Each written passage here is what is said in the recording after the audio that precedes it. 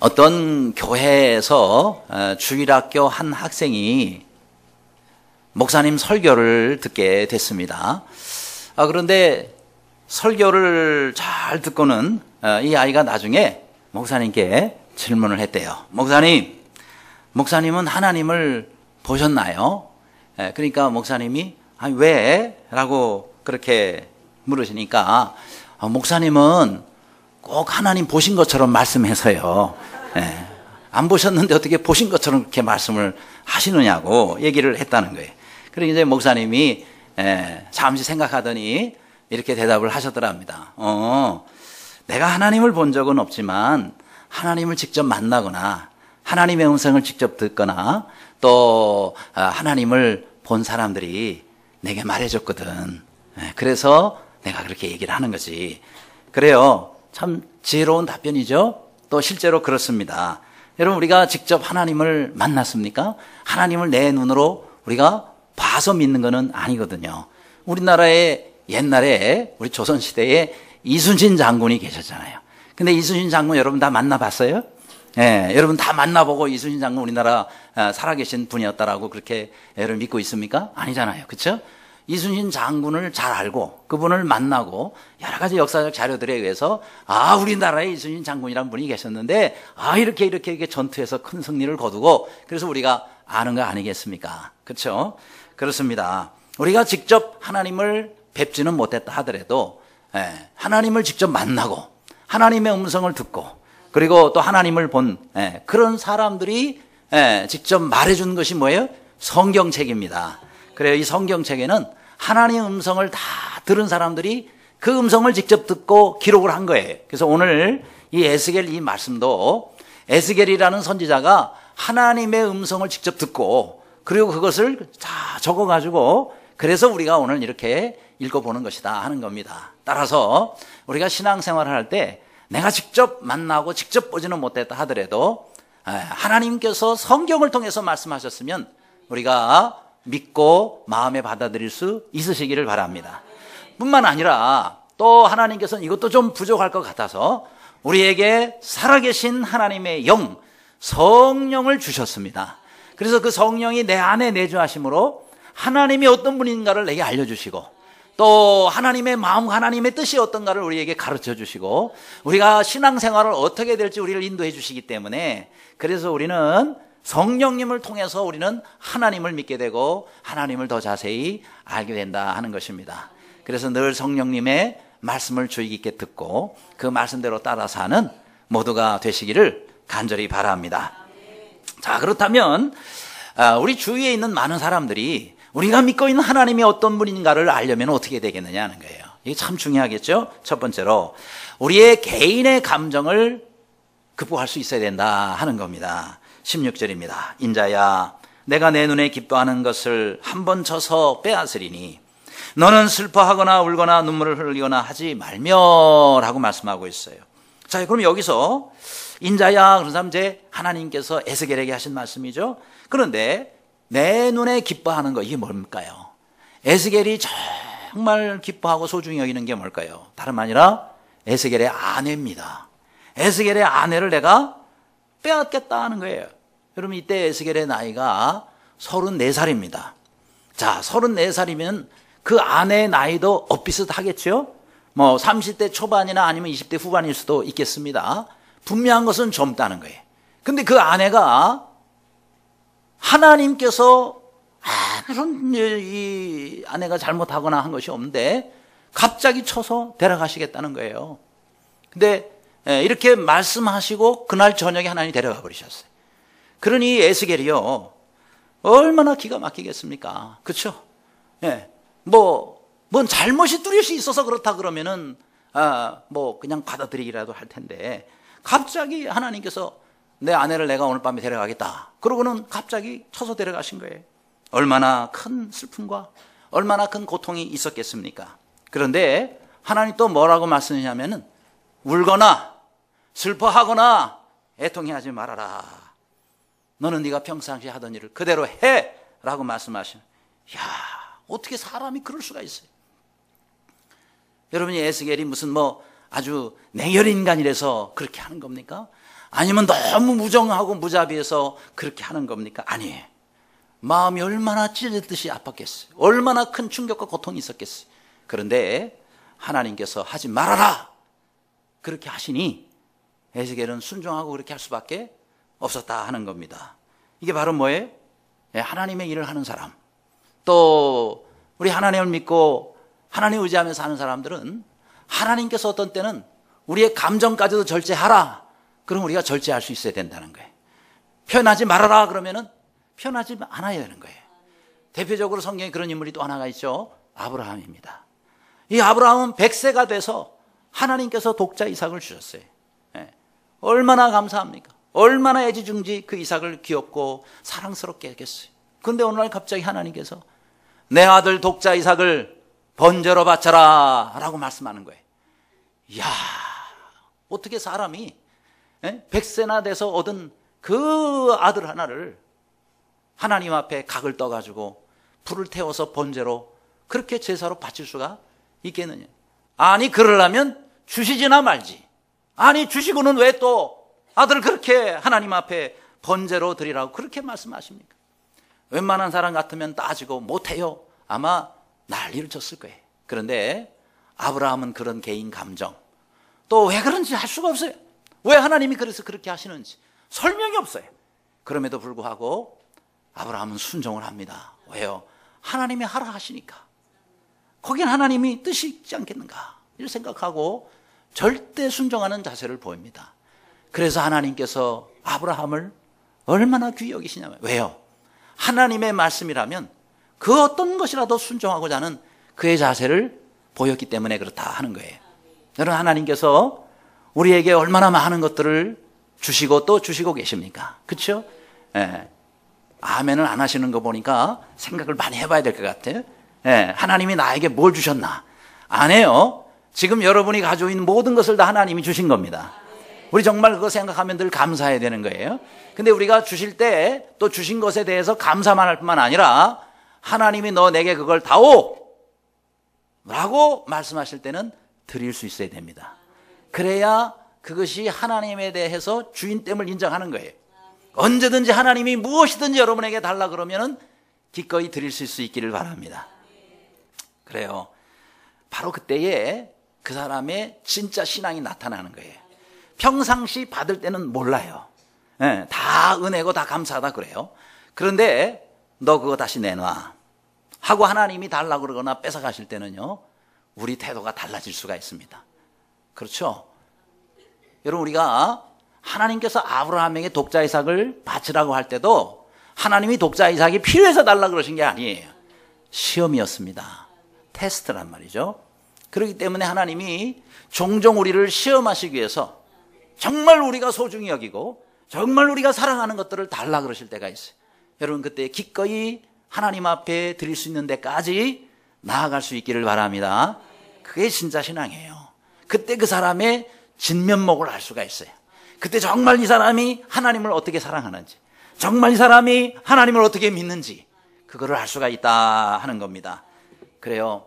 우리 주님이 원하시면 내가 정말 하기 싫고 내가 정말 원치 않아도 순종할 수 있기를 바랍니다.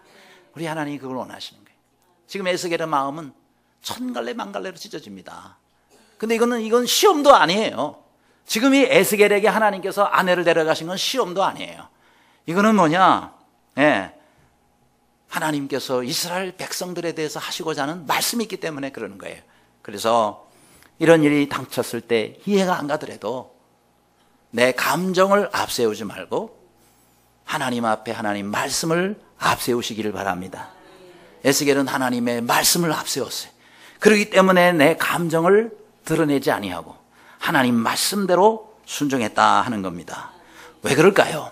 그럼 하나님께서 왜 이렇게 젊은 에스겔의 아내를 그날 밤에 그냥 데려가 버렸을까요? 그것은요, 하나님의 마음이 그렇다라는 것을 알리시기 위한 겁니다. 왜냐하면 지금 에스겔은요, 너무너무나 사랑하고 아끼는 그 아내를 하나님이 갑자기 데려가셨어요. 그때의 그 충격과 그때의 그 고통과 그 아픔이 얼마나 컸겠어요. 마찬가지라는 거예요. 우리 하나님께서도 젊어서 취한 그 이스라엘을 하나님의 아내로 그렇게 표현을 했어요. 그런데 그 이스라엘이 하나님 앞에 범죄해서 하나님의 심판을 받아서 멸망하게 됐고 이스라엘이 사라지게 된단 말이죠. 여러분, 하나님의 아내를 잃은 것과 같은 똑같은 마음이에요. 그렇죠? 그래서 이 에스겔로 하여금 하나님께서 지금 얼마나 이스라엘을 향해서 지금 고통스러워하고 얼마나 아파하고 있으신지를 네가 좀 느껴봐라 라는 말씀이에요. 에스겔이 하나님의 그 마음을 자신이 직접 아내를 갑자기 잃어봄으로 인해 가지고 그래서 하나님의 마음을 조금 이해할 수가 있도록 그렇게 하나님이 하신 것이다 하는 겁니다. 그럼 우리가 정말 다른 사람의 입장에 가보고 다른 사람의 처지에 가보지 않으면 이해하지 못할 게 참 많습니다. 그렇죠? 우리는 자꾸 내 입장에서만 생각하는 거예요. 내 처지에서만 생각하고 남을 판단합니다. 그러면서 얼마나 많은 사람들에게 우리가 상처를 주는지 몰라요. 그렇죠? 역지사지란 말이 있죠, 우리나라에. 역지사지란 말은 뭐예요? 남과 처지를 바꾸어서 한번 생각해 보는 거예요. 그게 역지사지입니다. 그렇죠? 다른 사람의 입장에서 내가 한번 생각해 보는 거, 이게 바로 역지사지인 것입니다. 어느 날 해하고 달이 만났대요. 그래서 이제 해가 달을 바라보면서 어이 친구, 이 세상에 지금 나뭇잎이 참 나무들이 많은데 그 나뭇잎은 전부 초록색이거든. 그러니까 이 달이 무슨 소리야? 나뭇잎은 전부 은빛이거든. 은색깔이야 하고 우깁니다. 그러니까 해가 너무 답답하지. 아니 무슨 이 온 천지가 다 푸르른 그 나뭇잎들인데 그걸 은색깔이라 그러네 말이죠. 야, 이 바보야. 너 사람들에게 가서 좀 물어봐, 이게 무슨 색깔인지. 그러니까 이제 달이 바보라고 그러니까 얼마나 화가 납니까? 그러면 사람들은 잠만 자거든, 뭘 물어봐, 이렇게 얘기를 하는 거예요. 왜요? 달은 늘 밤에만 떠 있기 때문에 사람들이 늘 자는 것만 보는 거예요. 그래서 사람들은 다 잔단 말이야. 근데 어떻게 물어보냐고. 그러니까 해가 아이고 이 답답이, 사람들은 뭘 전부 깨가지고 늘 일하고 돌아다니고 그리고 얼마나 열심히 일하는데 뭐 잠만 잔다고? 그러면서 사람들이 일만 한다 그래요. 그러니까 달은 아이고 해야 너 정말 답답하다. 사람들은 있잖아 전부 잠만 자. 그래야 둘이 서로 네가 옳다 내가 옳다 싸우고 있는데 바람이라는 친구가 딱 왔어요. 그래가지고 바람이 옆에서 이렇게 들으면서 껄껄하고 웃는 거예요. 왜요? 양쪽에 다 들어보니까 서로 양쪽이 틀린 말은 아닌데 자기만 옳다고 얘기를 하니까 말이죠. 그래서 내 말 좀 잘 들어. 해가 맞아. 낮에는 해가 말한 대로 나뭇잎은 전부 초록색이야. 그리고 낮에는 사람들이 얼마나 바쁜지 왔다 갔다 하면서 얼마나 일들 많이 하고 이제 아주 시끄럽지. 그런데 달의 말도 맞아. 왜? 달빛을 받아가지고 모든 나무들이 밤에는 은빛이 되거든. 그리고 사람들은 밤에 다 잠자. 그냥 달도 맞고 해, 네 말도 맞아. 둘 다 맞는 건데 서로 보는 시간대가 달라가지고 그래서 서로 다른 것을 보기 때문에 서로 옳다고 말을 하는 거지. 그러니까 너네 둘이 다 맞아 라고 얘기를 하는 거예요. 그런데 이게 바로 뭐예요? 역지사지란 말이죠. 그러니까 상대방의 입장에서 보면은 그 말이 맞는 거예요. 그렇죠? 내 입장에서만 보면 저 친구 말이 틀린 겁니다. 그래요. 우리 사람들이 많이 어리석어서 늘 이렇게 자기 입장만 생각할 때가 참 많습니다. 자신의 경험에서만 비춰서 판단하는 거예요. 그러니까 남이 하는 말 잘 이해가 안 가고 남이 주장하는 거 그거 틀렸다고 생각이 되는 겁니다. 그래서 다른 게 틀린 거는 아니잖아요. 또 나하고 관점이 다를 수가 있습니다. 얼마든지 그 사람의 관점에서 보면 그렇게 말할 수가 있는 거예요. 그래서 우리가 자꾸 역지사지가 돼봐야 되는 거예요. 여러분, 우리 예수님도 저런 역지사지의 은혜를 우리에게 베풀어 주신 분이에요. 그렇죠? 여러분, 예수님이 이 땅에 오셔서 우리 사람의 몸을 입으셨잖아요. 하나님으로서 사람이 되셨잖아요. 그리고 우리처럼 똑같은 환경이, 아니 우리보다 더 어려운 그런 환경 가운데서 예수님은 이 땅에 오셔서 우리처럼 생각하고 우리처럼 말하고 우리처럼 먹고 우리처럼 잠자면서 그러면서 우리 가운데 함께 거하셨다 하는 겁니다. 결국은 어떻게 되셨죠? 십자가에서 그 모든 고통을 받으시면서 우리를 위해서, 우리의 영원한 생명을 위해서 우리 주님께서 그렇게 고통을 당하셨어요. 이게 뭐예요? 역지사지의 은혜다 하는 거예요. 그래서 사실 역지사지의 원형은 우리 예수님이에요. 그래서 예수님을 잘 보면 아, 그렇구나. 이게 바로 역지사지의 은혜구나. 우리 주님은 우리를 구하시기 위해서 우리와 똑같이 되셨다 하는 겁니다. 여러분, 우리나라에 이렇게 많은 곳곳에 가는 데마다 교회가 있지 않습니까? 이렇게 처음부터 우리나라가 이렇게 된 게 아니에요.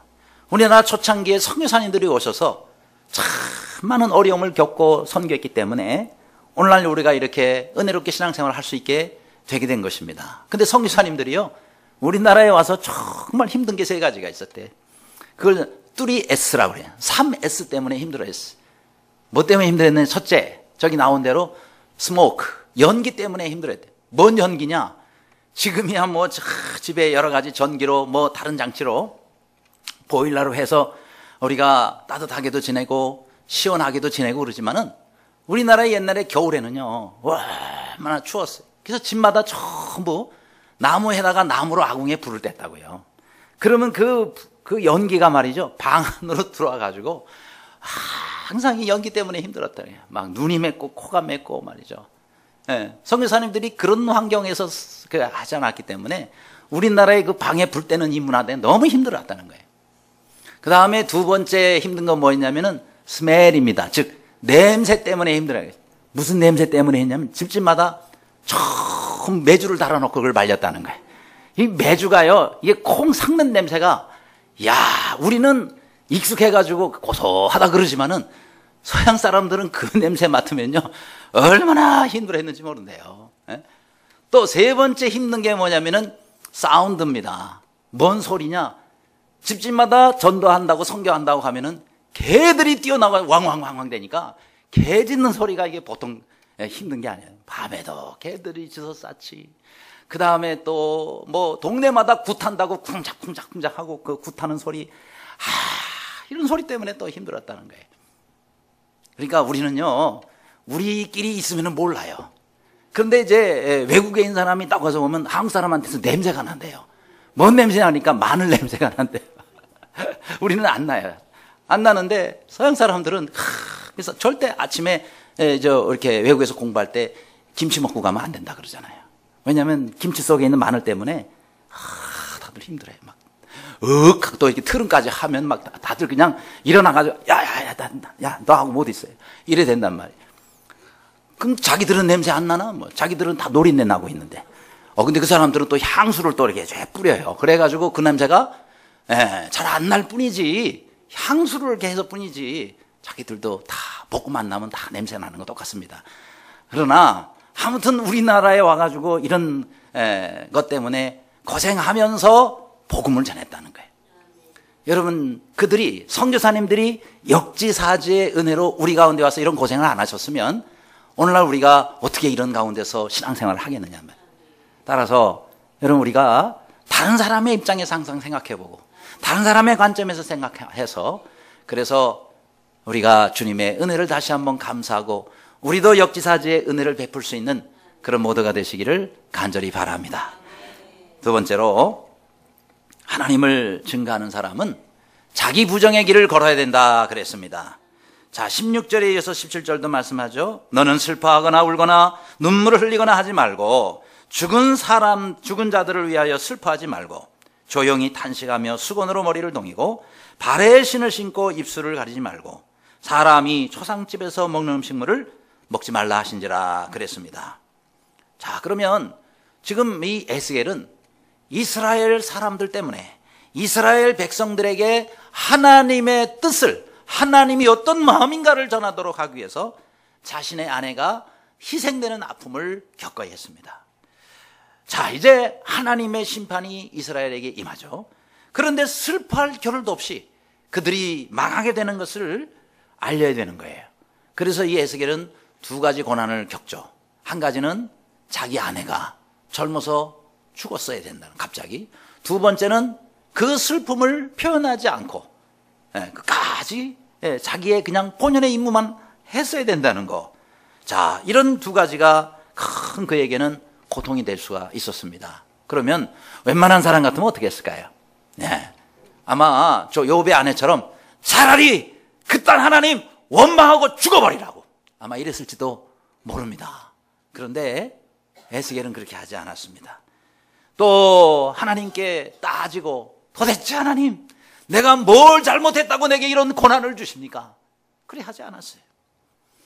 오직 하나님의 뜻을 행함에 있어서 이런 것도 하나님이 참으라 그러면 참하고 하나님께서 걷어가시면 또 걷어가시는구나.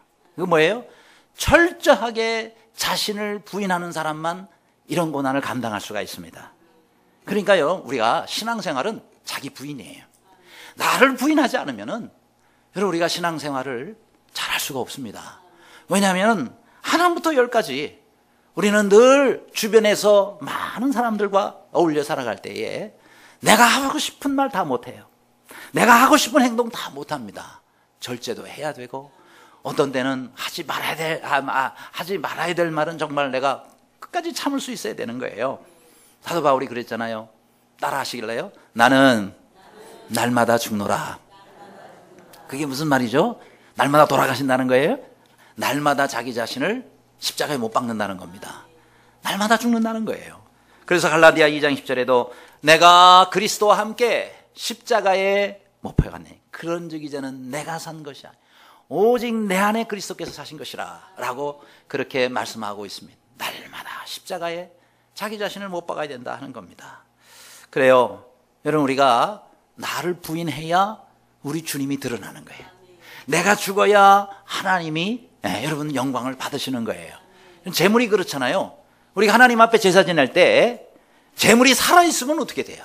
재물을 어떻게 받습니까? 죽여서 각을 떠가지고 불로 태워서 번제로 드리는 거 아니겠어요? 근데 그 재물이 살아 돌아다녀. 아니 재물을 하나님 앞에 드리는데 이게 펄쩍펄쩍 뛰면서 여기저기 돌아다녀. 그건 재물이 아닙니다. 여러분 재물을 죽여서 드린다 하는 얘기는 우리 자신이 하나님 앞에 나아갈 때는 죽어야 된다는 거예요. 그래야 하나님께서 마음대로 사용하실 수가 있어요. 하나님의 뜻대로 우리를 사용할 수가 있는 겁니다. 그래서 하나님께서는 우리가 온전히 죽어서 자신을 부인할 때까지 하나님이 사용하시지 않아요. 기다리시는 거예요. 완전히 죽을 때까지. 그러니 우리가 주님 앞에 쓰임 받으려면 내가 죽어야 된다는 거예요. 따라합시다. 주님께 쓰임 받으려면 다 하세요. 주님께 쓰임 받으려면 내가 죽어야 된다. 손도 가슴에다 이렇게 놓고 내가 죽어야 한다. 그렇게 사시기를 바랍니다. 어려워요. 너무 이렇게 하기가 어려워요. 그렇죠? 하지만 주님은 그렇게 하라고 하십니다. 여러분 내가 죽어야 다른 사람을 살리는 거예요. 여러분 저 칠레에 가면은 저 산속 깊은 곳에 늪지대가 있어요. 거기에 저 사진에 나오는 리노 데르마르라는 그런 특이한 개구리가 있습니다. 아주 작은 개구리예요. 근데 저 개구리가 알을 낳을 때가 되잖아요. 그러면은 이 개구리의 암컷이 젤리같이 생긴 그 알들을 많이 낳습니다. 그러면은 그 안에 이제 개구리 알들이 들어있는 거죠. 그 왜 젤리같이 그렇게 놓느냐? 그렇게 해야지 보호가 되기 때문에. 그런데요, 이렇게 암컷이 이렇게 젤리 같은 알들을 듬뿍 나누면 바로 옆에 수컷 리노 데르마르가 옆에 있다가 그 알들을 전부 입에다가 집어넣습니다. 먹기 위해서 그것을 입에다 넣는 것이 아니고요, 보호하기 위해서. 그래가지고 그걸 전부 어디다가 담아두냐면 개구리가 개골할 때 이 소리 주머니가 여기 이렇게 있다며 여기에다가 잔뜩 만큼 해가지고 전부 집어넣는답니다. 이때부터 수컷 저 개구리는 고생길이 시작이 되는 겁니다. 이 알들을 언제까지요? 성숙해서 전부 올챙이가 될 때까지 완전히 자신을 희생하는 겁니다. 자, 저 수컷 개구리가 왜 고생길이 시작이냐 그러냐면은 이거를 뭐 넣고 있는 것도 힘들겠지만은요, 입을 딱 다물고는요 결코 입을 벌리지 않는다는 거예요. 입을 일단 한번 다물면은 열지를 않는다는 거예요. 자, 그러면 왜 입을 열지 않으면 힘들죠? 여러분 개구리는 즐거움이 뭐예요? 무슨 낙으로 삽니까? 개골 이러면서 노래 부르면서 사는 게 개구리의 낙이에요. 근데 일체 개골하면서 노래를 부를 수 있을까 없을까요? 못하는, 개골하다가 튀어나가는데요? 그러면 안 되잖아요. 그러니까 개골 남들이 다 해도 혼자 못하고 이러고 있는 거예요. 또 음식물은 먹을 수 있을까요, 없을까요? 못 먹어요. 왜요? 음식물을 먹느라고 입을 벌리면 어떻게 돼요? 예. 그러면 음식물이 들어가가지고 자기 이 안에 있는 알들에게 손상을 주잖아요. 그러니까 먹지도 못하는 거예요. 이게 부화가 돼가지고 올챙이가 다 될 때까지 일체 개골개골도 못하고 먹지도 못하고 계속 그러고 이렇게 있는 입만 다물고 있어요. 그러니 완전히 탈진 상태에 이르게 된답니다. 그러던 드디어 어느 날 이제 다 이 안에 있는 게 부화가 돼가지고 막 이제 올챙이가 돼가지고 막 이제 이 안에 돌아다니면 이제 드디어 됐구나. 푸아 하고는 쫙 토해내는 겁니다. 그런 막 올챙이들이 야 신난다 그래가지고 그 안전한 곳에서 막 놀면서 말이죠. 그러고는 이제 자라가는 거예요. 그런데 이 리노데르마로 수컷은 토해내면서 본인은 죽고 맙니다. 왜냐하면 완전히 먹지 못하고 이제 탈진해 버려가지고 죽고 만단 말이에요. 그런데 저 개구리는요 굉장히 번식력이 좋대. 왜 번식력이 좋으냐? 바로 저 수컷들의 저런 희생 때문에 그런다. 저는 저 개구리를 보면서 야 예수님하고 비슷한 점이 있다라고 생각해 봤어요. 왜냐하면 예수님도 우리를 다 살리시기 위해서 그죠? 모든 온갖 핍박 어려움 다 당해도 입을 다무셨더라고요. 그 십자가의 고난을 받으면서도 얼마나 하고 싶은 말씀이 많았겠어요. 입을 다 다무시는 거예요. 그리고 우리를 끝까지 우리가 부활에 이르고 우리가 영원한 생명에 이르고 우리가 주님을 믿는 그날이 올 때까지 우리 주님께서는 끝까지 참고 그리고 결국 우리를 구원시키고 그리고는 예수님은 돌아가시고 말합니다. 이야 그렇구나. 우리 주님을 닮은 제자가 되려면 나부터 부인해야 되겠구나. 내가 죽는 삶을 살아야 되겠구나 하는 것을 느끼게 됩니다. 아무쪼록 우리 주님 앞에서 신앙생활을 하면서 우리 자신에 대해서 늘 부인하고 나 자신을 부정하는 데까지 가는 모두가 되시기를 간절히 바랍니다. 세 번째로 우리 하나님을 증거하는 사람은 세상이 변하도록 철저히 끝까지 헌신해야 된다는 것입니다. 19절 말씀입니다. 다 같이 읽을까요? 시작. 백성이 내게 이르되 내가 행하는 이 일이 우리와 무슨 상관이 있는지 너는 우리에게 말하지 아니하겠느냐 하므로. 자, 여기서 우리에게 말하지 아니하겠느냐라는 건 뭐예요? 무슨 상관이 있는지 좀 말해두세요 라는 얘기입니다. 자, 이거는 에스겔에게 이스라엘 백성들이 말하는 거예요. 무슨 상관이 있느냐 말이죠. 자, 지금 에스겔이 그 아내가 갑자기 죽었어요. 그런데도 일체 아무런 울음이나 슬퍼하지 아니하고 그대로 평상시처럼 이래요. 그래서 그걸 보고 이스라엘 백성들이 에스겔에게 찾아와요. 본인들이 이제는 찾아와서 도대체 이런 일이 왜 이런 일이 생기게 됐으며 도대체 당신의 그런 행동이 우리에 어떤 연관이 있느냐. 왜요? 선지자니까. 하나님이 이걸 통해서 우리에게 뭘 말씀하시는지 좀 말해주세요 라고 말하고 있는 겁니다. 물론 그동안은요 에스겔이 얼마나 하나님께서 이렇게 말씀하셨다고 전했어요.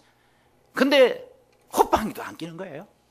하나님 말씀에 대해서 관심도 없고 또 한 귀로 듣고 한 귀로 흘리고 속에 경계식의 반응을 보였다 하는 거예요. 근데 이제는 어떻게 됐어요? 먼저 찾아와가지고 도대체 이 일이 어떤 의미가 있는지 우리에게 좀 말씀해 주세요 라고 얘기를 하는 겁니다. 자, 그건 뭐예요?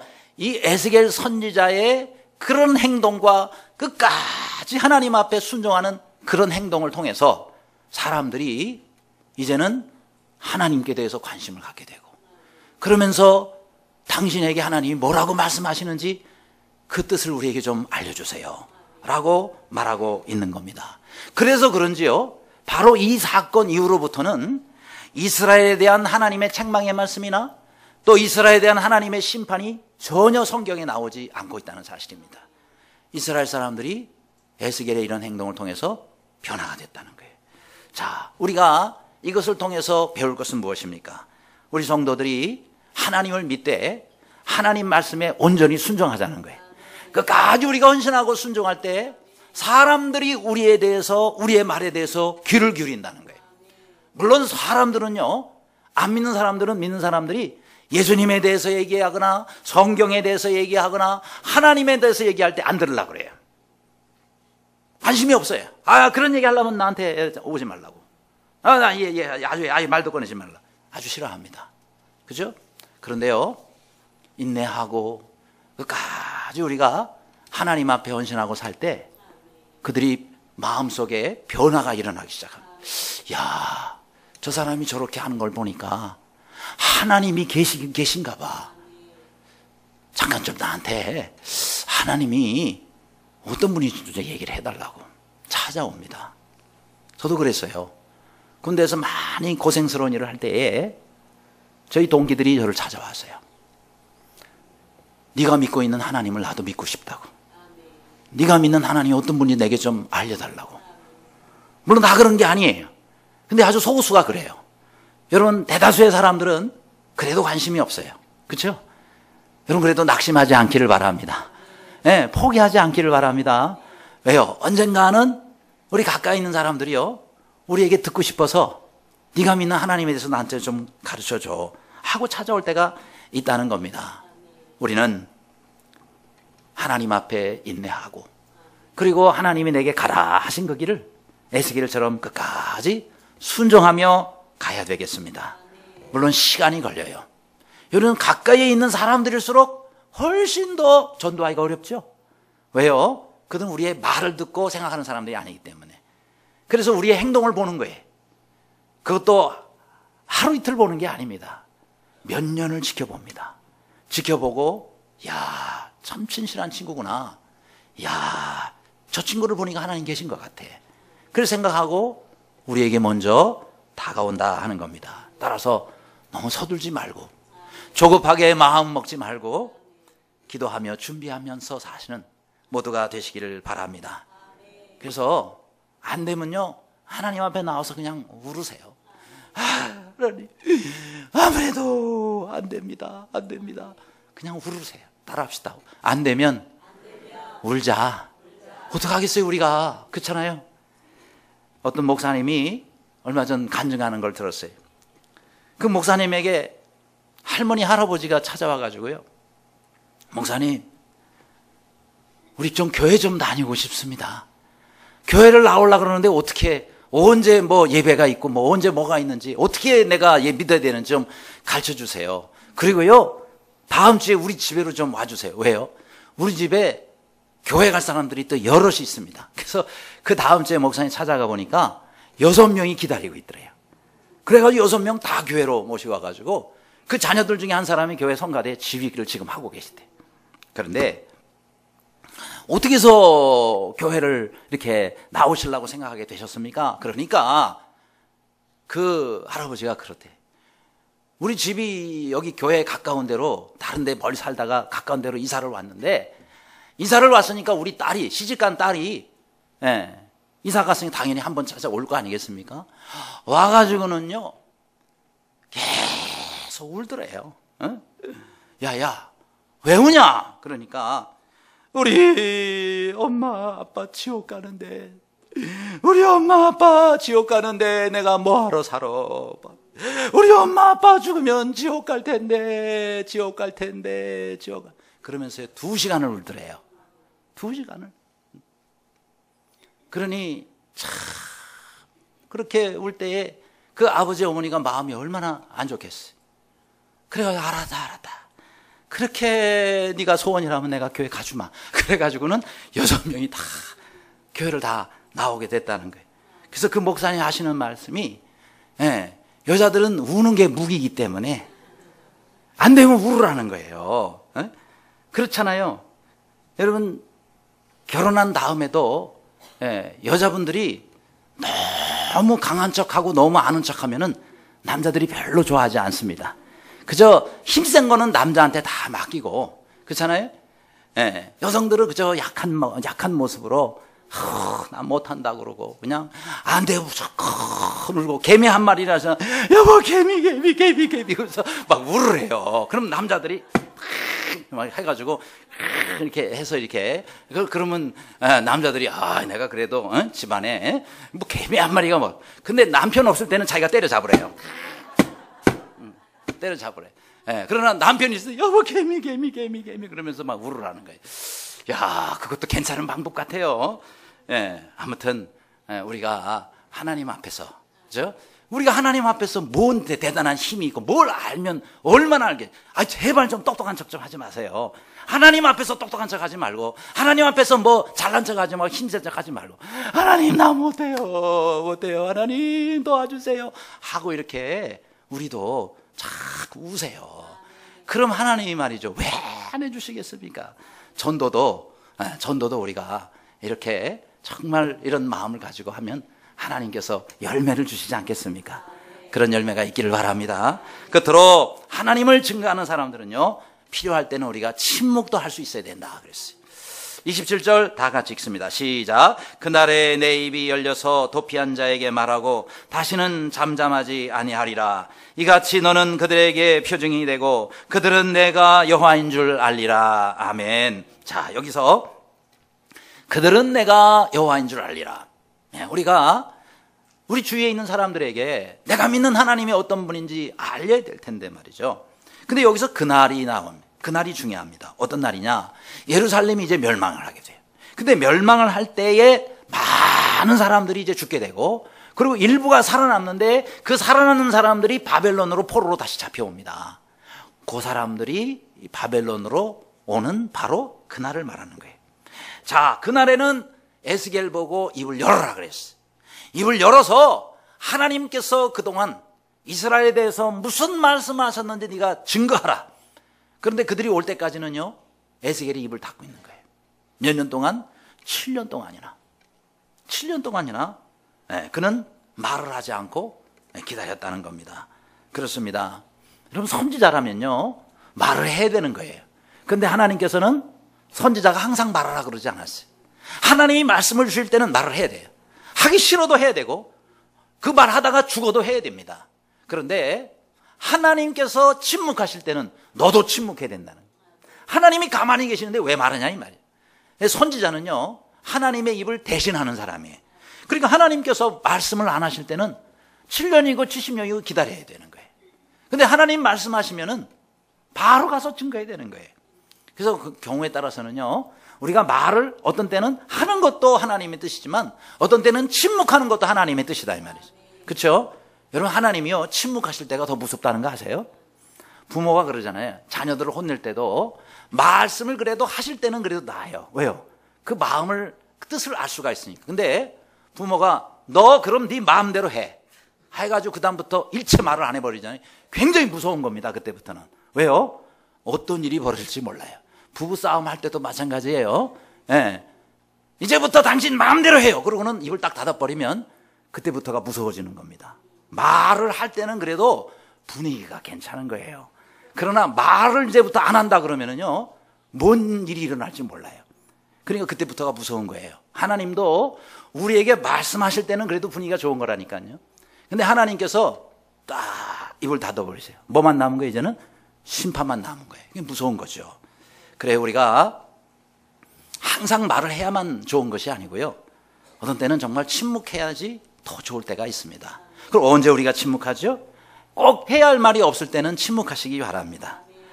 할 말이 없는데도 자꾸 입을 열어서 말하면 실수만 자꾸 나오게 되는 거예요. 그렇죠? 하나님이 주시는 말씀이 없을 때, 그럴 때는 우리가 침묵해야 되는 겁니다. 여러분, 선지자라고 늘 할 말이 있는 게 아니잖아요. 여러분, 시인이라고 항상 영감이 떠오르는 게 아니에요. 어떤 때는 영감이 떠오르지 않을 때는 시를 안 씁니다. 괜히 아무거나 썼다가는 오히려 수준만 떨어지죠. 말도 마찬가지입니다.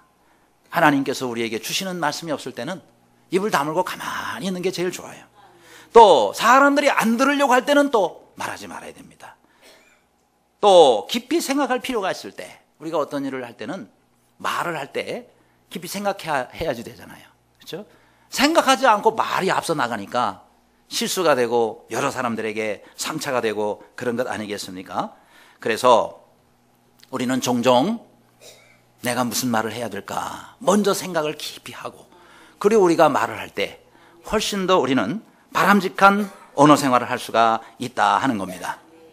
그래서 우리는 가만히 있을 때와 내가 말을 해야 될 때를 구별해야 되는 겁니다. 차도 그렇잖아요.